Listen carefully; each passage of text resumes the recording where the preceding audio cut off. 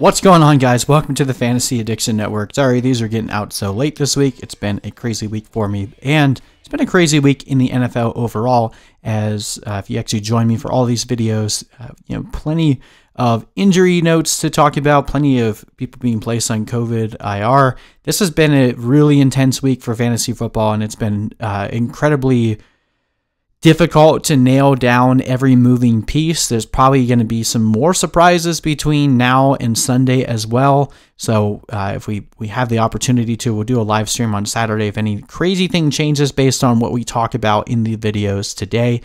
So make sure you check those out and just stay up to date with things that are going on, because there's still plenty of potential for things to change between now and Sunday. It's been, like I said, it's been a pretty crazy week for the NFL. So we'll try to piece together as much of this information as possible, because we're in week 9 now. Week 9 is incredibly important for fantasy football and going forward. Most teams or most leagues, playoffs begin either week 13 or week 14. So, I mean, at this point, we are over the halfway point and are definitely in the playoff push now. Some teams are getting out of contention. Some teams are fighting to stay in contention. So hitting these start-sit decisions and hitting those last-second trade offers, this is the part of the league where a lot of people start giving up. And if you actually put your nose to the grind and stay competitive, this is where you can start turning things around and get back in contention and then win a league. So these next couple weeks are absolutely critical. We'll try to give you guys the best information that we can to keep you competitive. So starting with this divisional battle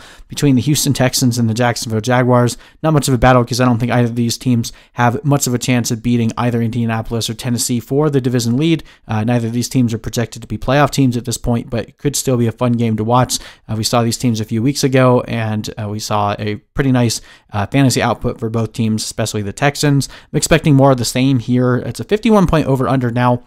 Gardner Minshew was ruled out today, and Jake Luton, definitely more of a gunslinger than Gardner Minshew, but I don't know that his gunslinger mentality will really help the Jaguars offense. You have to be concerned that the Jaguars offense could take a massive step back, because Gardner Minshew has actually been a pretty proficient quarterback, contrary to what other people may believe about him. Just from pure stat perspective, he's been decent, not top 10 or anything like that, but he's been able to keep the ball moving and keep this Jaguars team that's pretty devoid of talent across the board very relevant each week and can keep them in games. So going to be a interesting data point here. It's scaring me off some of the Jaguars, even though this is a sweet matchup, just based on points allowed by the Texans, top 10 in terms of points allowed for all across the board. So the Texans, one of the worst defenses, one of the better defenses to exploit for fantasy. Still going to be really hard to trust anyone in Jacksonville with the quarterback change.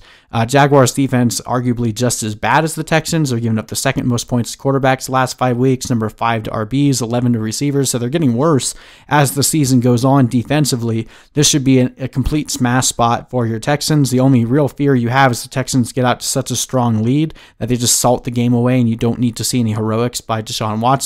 Hopefully this ends up being like the last time the Jaguars and Texans played, where pretty much the reason why Deshaun Watson had to keep throwing touchdowns is because he kept throwing interceptions that allowed the Jaguars to score quickly. We could still see that happen here because Deshaun Watson is still prone to do that, similar to what we saw with Jameis Winston last year. I think that will be your best hope for a good score here. I think 51-point over-under with Gardner Minshew out seems a little bit seems precarious to me. I wouldn't want to be betting the over in this game, but stranger things have happened. Texans favored to win this one by 7. I think that one is also a bit too conservative. I think the Texans will end up winning this one pretty easily. On the Texans side of the ball, we're starting everyone. This is a great matchup, as we mentioned. Deshaun Watson dominated the Jaguars last year and last time they played them this year. I expect that to continue. David Johnson, a good start this week. We're starting Will Fuller and Brandin Cooks every week at this point. You could probably convince me to start Randall Cobb as well if you needed to, but I'm not sure that the Texans will need to throw as much this time, just because the Jaguars could be a little less competitive without Minshew.